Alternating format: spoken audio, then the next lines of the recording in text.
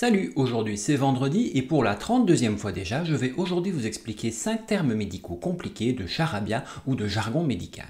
Vous le savez, dans cette vidéo, à chaque fois, il y a quand même un thème pour ne pas naviguer complètement à vue. La semaine dernière, je vous avais expliqué 5 termes médicaux compliqués liés au nez, et cette fois, on change un petit peu d'endroit car je vais vous expliquer 5 termes médicaux compliqués liés au genou.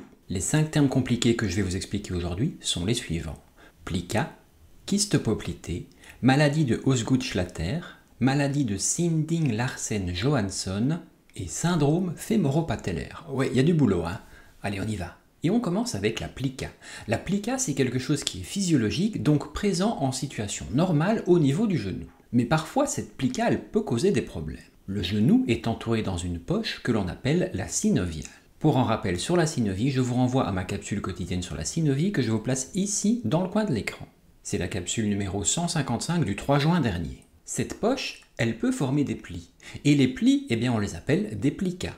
Ces plicas, elles sont en général normales, mais dans certains cas, si elles sont trop grosses, trop épaisses ou mal positionnées, elles peuvent provoquer des douleurs au niveau du genou. Parfois même une sensation de blocage. Pour traiter ça, le chirurgien pratique souvent une arthroscopie. Mais ça, je vous en parlerai dans une prochaine capsule quotidienne.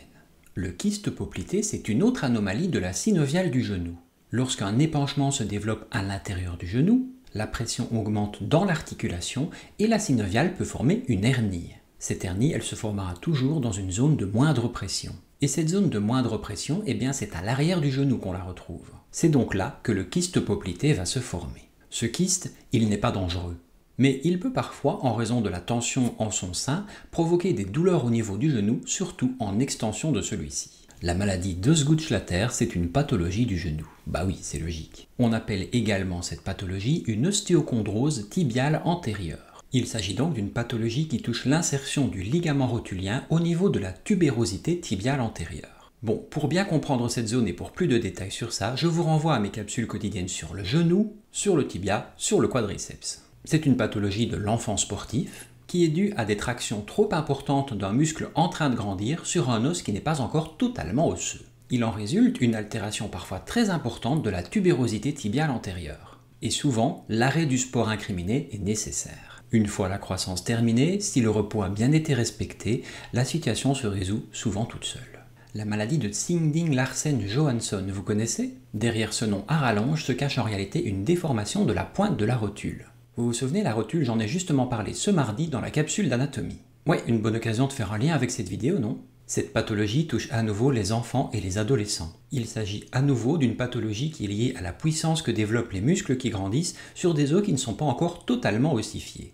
Il en résulte une traction trop importante sur l'apex de la rotule, avec des douleurs parfois intolérables qui obligent à nouveau à stopper parfois toute activité physique pendant plusieurs mois. Et enfin, le syndrome fémoro-patellaire. Comme vous vous en doutez en entendant le nom de cette pathologie, il s'agit d'une pathologie qui touche l'articulation entre le fémur et la rotule. Rotule qu'on appelle également la patella.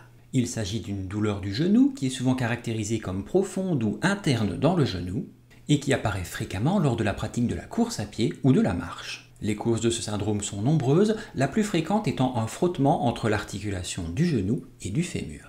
Et ça, surtout si le quadriceps n'est pas totalement harmonieux et que la rotule est plutôt attirée vers la partie extérieure de ce muscle lors de sa contraction. Le traitement consiste en de la kinésithérapie, éventuellement un changement de matériel. Bref, c'est à adapter en fonction des personnes. Et oui, si vous en souffrez, n'hésitez pas une nouvelle fois à contacter votre médecin traitant. Voilà, j'espère qu'à nouveau aujourd'hui vous avez appris quelque chose et que ces mots peut-être vous serviront un jour. Passez une bonne soirée et on se retrouve dès demain pour une prochaine capsule quotidienne. Ciao!